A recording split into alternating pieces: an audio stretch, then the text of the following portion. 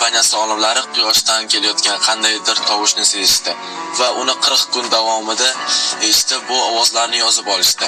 Bu ovozlarni uzoq tahlil qilib, uni tezlashtirib eshitib ko'rishsa, bu ovozlar arab tilida javob berasizlar degan ma'noni anglatar ekan. Kimdir bundan vahimaga tushmoqda, kimdir esa bunga ishonmay bo'layotgan ishlarga shunchaki kulib qaramoqda. Hozir o'sha videoni sizlarga namoyish etaman. Videoni ko'rib fikringizni kommentariyada yozib qoldiring. NASA's Solar Dynamics Observatory listens to the sun. The sound it picks up is too deep for humans to hear. But if you speed up 40 days recording into a few seconds, this is what you get.